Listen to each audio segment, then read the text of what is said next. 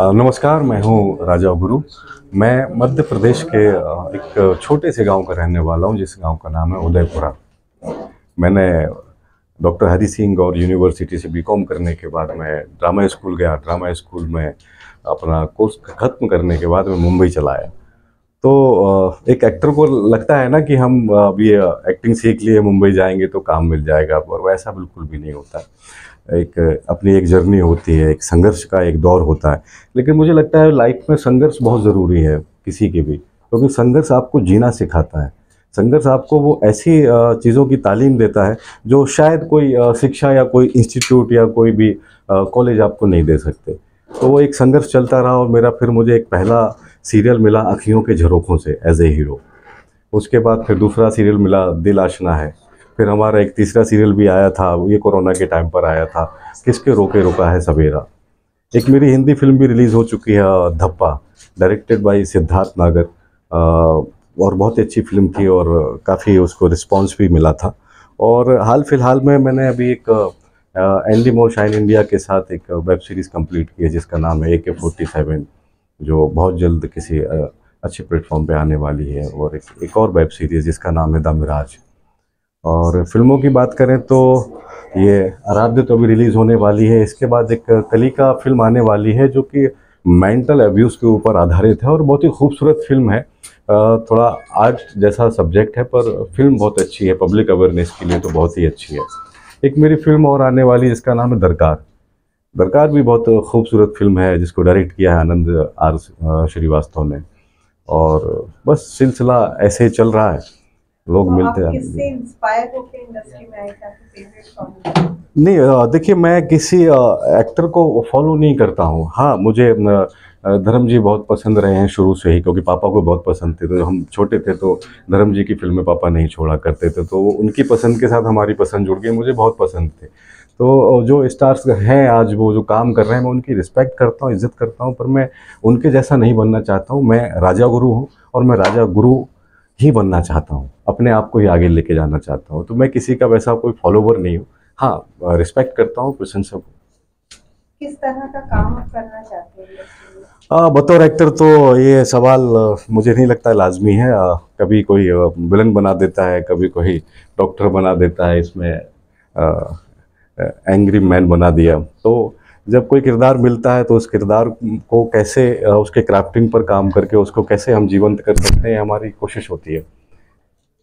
आपका जो family background है वो फिल्म इंडस्ट्री से नहीं है, तो कितना टफ होता है एक इंसान को आगे स्ट्रगल करना इंडस्ट्री में और अपना मुकाम हासिल करना? टफ तो बहुत होता है, क्योंकि क्या होता है कि हम छोटे से गांव से आते हैं।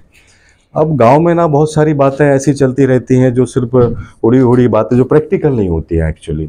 हमें भी ये सब पता नहीं था कि हमें था कि ऑडिशन देंगे और काम मिल जाएगा, तो वो सब चीज़ें हैं।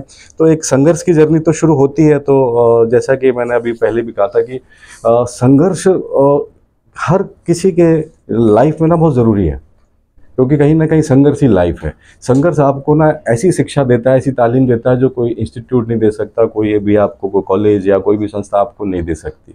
तो संघर्ष तो लाइफ में ज़रूरी है ही।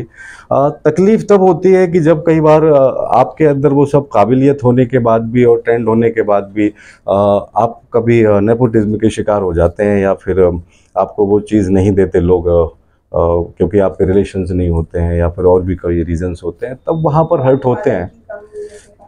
गॉडफादर की कभी तो ऐसा कुछ नहीं है, गॉडफादर नहीं होगा तो लोग आगे नहीं बढ़ते। बहुत सारे स्टार्स ऐसे हैं जिनके गॉडफादर नहीं रहते। लेकिन हाँ, बात यह है कि हमेशा सीखते रहो, हमेशा पॉजिटिव माइंड रहो, मेहनत करने से कभी पीछे मत हटो, क्योंकि जो कोशिश करते हैं उनकी कभी हार नहीं होती। हरिवंश राय बच्चन की ये जो कविता है बहुत ही परफेक्ट और सक्सेसफुल है, ऐसा ही होता है। तो बस मेहनत करते रहो, आगे बढ़ते रहो, सीखते रहो, एक ना एक दिन अपना आएगा ही। इस फिल्म में आराध्या में जो आपका कैरेक्टर है और उसमें और आप जो रियल लाइफ में है, दोनों में किस तरह का जो चेंज है? इस कैरेक्टर के लिए आपको अलग से क्या तैयारी करनी पड़ी? मैं मतलब बहुत ही, मैं जब बात करता हूँ तो लोग कहते हैं कि मेरे चेहरे पे एक हल्की सी स्माइल हमेशा रहती है।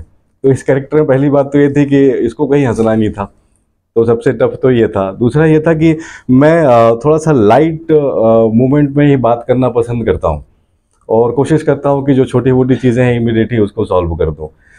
तो और इस कैरेक्टर की जर्नी थी, वो जर्नी तो हमने अपनी लाइफ में ऐसे कभी देखी नहीं, और ईश्वर करे ऐसी जर्नी किसी की भी ना हो लाइफ में, जो ये राघव की इस फिल्म के अंदर वो जर्नी थी।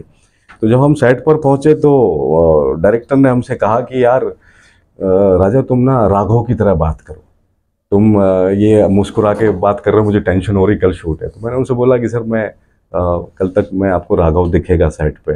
जब मैं सुबह पहुंचा तो मैंने सोचा चलो राघव की तरह पहुंचा, तो वहाँ डीओपी साहब भी थे और भी लोग थे जो फिल्म के राइटर भी थे। वो बोले यार कि राजा अभी भी राजा ही दिख रहा है, मुस्कुरा के ही बात कर रहा है। जब मैं तैयारी कर चुका था क्राफ्टिंग वगैरह, तो जब मैंने सीन किया तो वो मॉनिटर छोड़ के मेरे पास आए दोनों जन, बोलते हैं यस राघव मिल गया।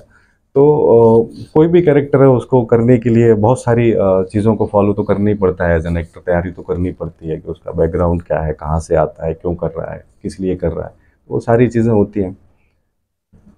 Thank you, best of luck. Thank you so much.